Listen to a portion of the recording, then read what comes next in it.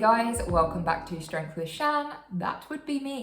I am Shan, bodybuilder, strong woman, professional wrestler. Happy Monday to you. Actually, today is apparently Blue Monday. It's like the most depressing day of the year. So maybe you're not feeling so happy today, who knows, but I'm in a good mood. I have been up, done my cardio, done my posing practice, and I also had to take check-in photos today for Emma for my check-in. So it meant that I didn't also have time for mobility this morning. So put a pin in it. I've left my yoga mat out as a reminder, and I will make sure that I still get that done today. I've had my meal one and I've been working because it's another busy day.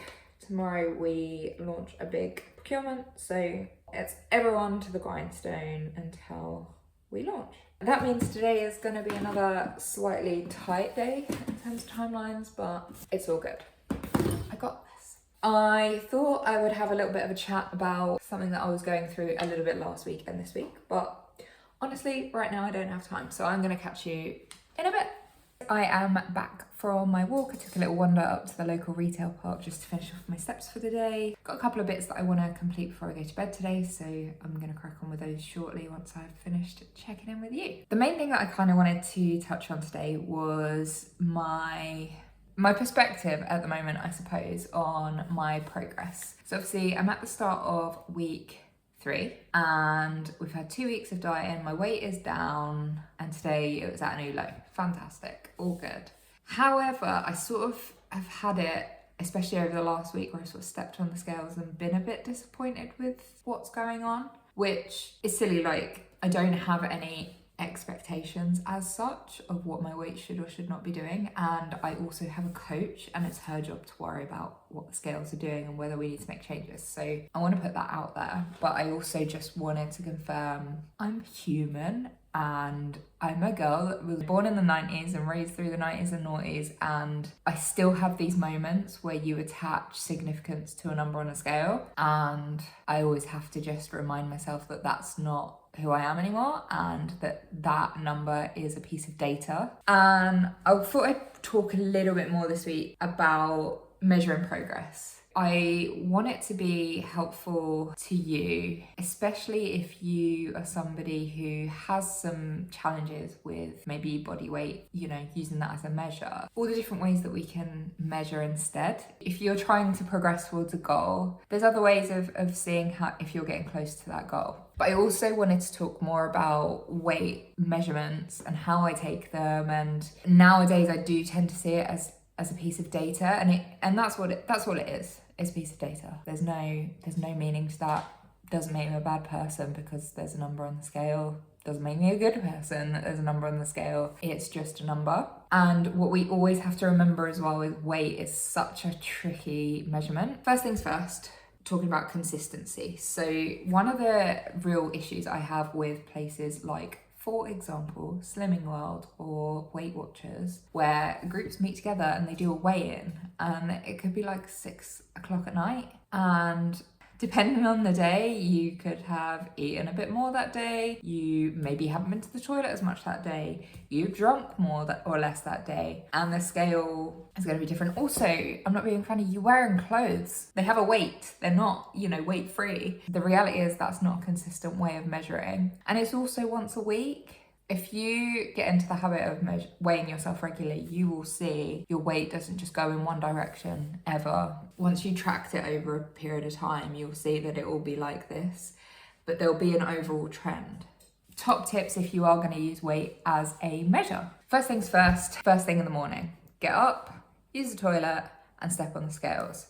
So you are in the most consistent possible state that you can measure. Is before you've eaten anything, it's before you've drunk anything, and you've had a period of time of fasting, of digestion. It's going to be the most reliable. That's not 100%. That doesn't mean there aren't things that will affect it still, but that is your best chance of getting consistent measurements. Number 2 is to measure your weight daily. And what you kind of want to do is have a weekly average. So at the moment with Emma, I have a Google sheet where I track everything, including my weight. So I put my weight in daily, and Emma's spreadsheet automatically gives the weekly average. So you can see quite clearly. Day to day it might be up and down, but week to week you can see it's trending. And likewise, if you're using an app and it measures it daily, quite often you can get a graph and it might be doing this. But then when you extrapolate over time, it'll be doing this, but then maybe going down in weight if you're trying to lose weight. So it's trending in the right direction. So it's really important to look at it as a trend rather than from a day-to-day change. And it's also really important to look for patterns. So I'm going to talk especially here as a female. I personally don't have a consistent menstrual cycle. Many females will. It's really, really important to consider that you have maybe a 4-week cycle, and there is variation in that. So, you know, you have to track it next to you. But I remember a coach that I had previously, he was a male, but he was very, very knowledgeable and he was very understanding, and he researched a lot into women because he had women clients. And he was saying there was a particular client of his that he would see she'd be losing weight, and then every 4th week her weight would spike, and over time it was very clear that it linked to her cycle. So that's really important to consider. By doing that, you'll know not to lose your head if you see a sudden spike up. It's one of those things that you're prepared for it to happen. You know that a certain particular time of your cycle is approaching and your weight might go up when you hit that time, and mentally you're prepared for that. And it's also really important, if you see a sudden spike on the scale, do not panic. The reasons for weight spikes can be so many. So a lot of the time it's to do with water retention for one reason or another. You will gain water weight, for example, if you are stressed, if you are ill, if you are injured, if you have inflammation, if you ate a particularly salty diet the day before, if you trained and caused inflammation in your body. There's so many different reasons that your body will cling on to water, and that naturally will make your weight go up. It's really good to understand these things, because the more you understand it, the more you can see it as a piece of data, and the more help it can be towards you reaching your goals. I think that's enough rambling from me, so I will try and catch up with you guys tomorrow.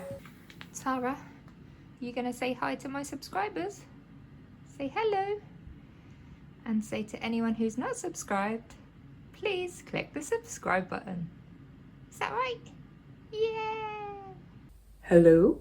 I got myself a microphone. I have no idea if this works. Need to figure out a good place to attach it. We'll give it a try. Hopefully though, this will improve the sound quality of my videos. You'll get a bit less echo and background noise, and hopefully a bit more consistent audio. Let's click this on and we'll just go for it, and I will have to see later if you're watching this and hearing this that it means it worked.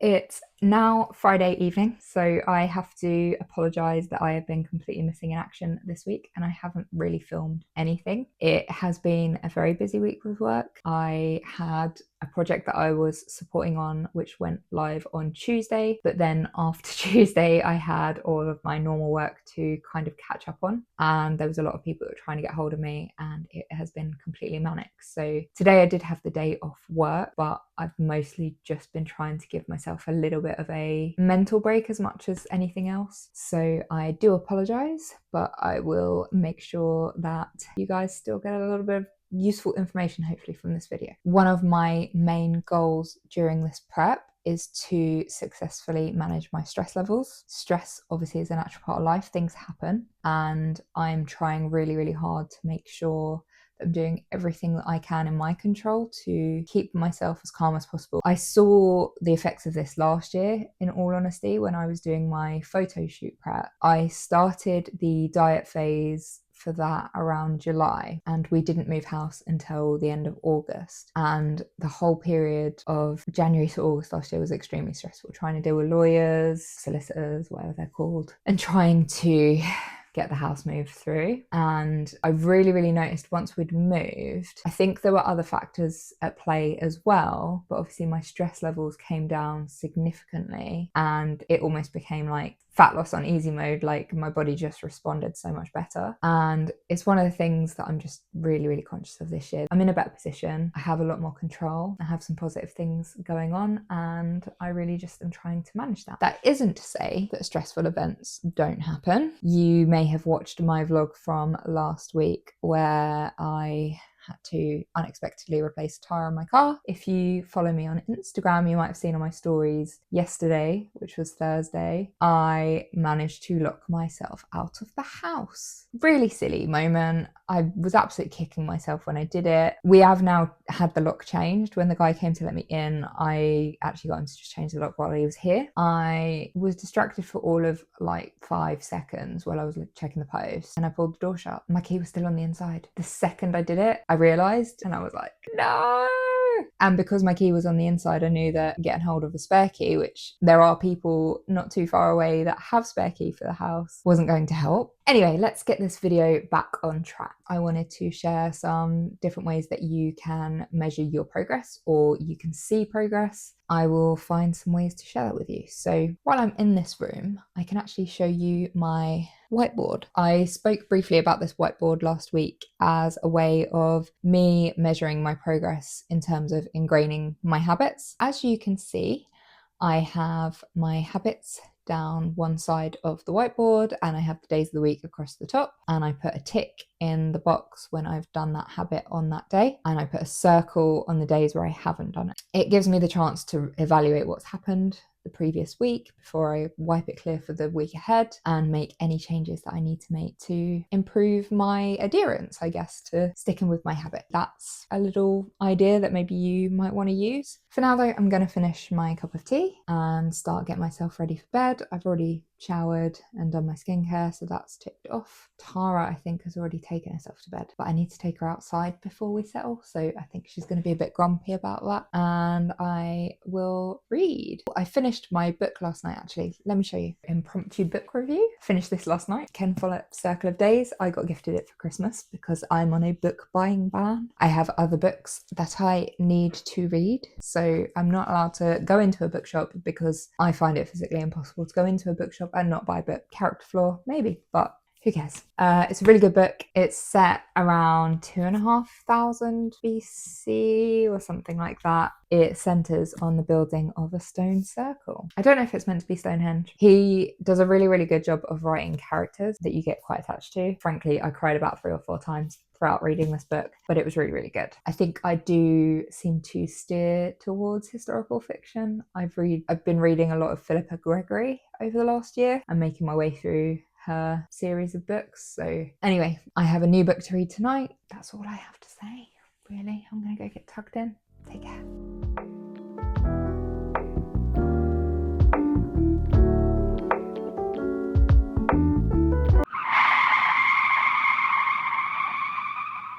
Hey gang, happy Saturday. I hope your day is going really well. I've had a good one so far myself. I checked in with Emma this morning. No changes as my weight continues to go down. Just trust in the process, sticking to the plan, and we are seeing that number trend down again. I took Tara out for a walk. She decided part of the way around that she didn't want to carry on walking the way that I wanted to go. So that was a little bit interesting and was a little bit slow coming back home. I have also been to the gym. So I had my push session today. I was really hoping to increase the weight on my dumbbell shoulder press. I wanted to try 22.5, but I wanted to have someone there just to spot me to get the dumbbells in position. Unfortunately, it wasn't to be today. Dumbbell shoulder press is one of those movements where as your weight comes down, it's a little bit harder to maintain. Part of the issue that I had was I was almost going off balance on the bench. So wasn't to be today, but I did get a PB on the flat press instead. So I had 45 kilograms per side. Really, really happy with that. As promised, I wanted to get into some different ways that you can measure your progress. So let's get into it. If you're working in any way towards some kind of body recomposition, so whether you're in a fat loss phase or a muscle gain phase, one useful measure can be taking actual physical measurements of your body. Using a tape measure, whether that's centimeters, inches, whatever works for you. And again, just tracking it on a spreadsheet, or there's apps where you can put these things into and seeing how your body changes over time. Because we wear clothes every day, they're also a really useful way of seeing if you're making progress. You might find that certain clothes become tight in certain areas as you grow the muscle groups there. This particular pair of trousers on me used to be tight. They're now too big and they're loose at the waist, loose at the legs, an indicator that I have dropped body fat. When we go to the gym, one of the key features of progress is being able to progress our lifts, whether that's adding more weight, adding more reps, executing with better form, or all of the above. What's less obvious when you go to the gym is kind of how you feel in that environment. That's a little bit more difficult to measure, but for example, I never used to be able to feel confident wearing just a sports bra in the gym, whereas now if I'm too warm, I'll take my t-shirt off. I don't really care. I feel comfortable in the environment. I don't necessarily feel like people are looking at me. Being comfortable in the environment can be being comfortable wearing something different. It can be making friends, finding a community, feeling comfortable to play and try things. That's it for this week's vlog. Thank you if you are with me this far, and I hope that there might be some measurements of progress there that you can use in whatever goals you're trying to reach. If anything has been particularly useful, please drop me a comment below and like and subscribe, and I will see you in the next one.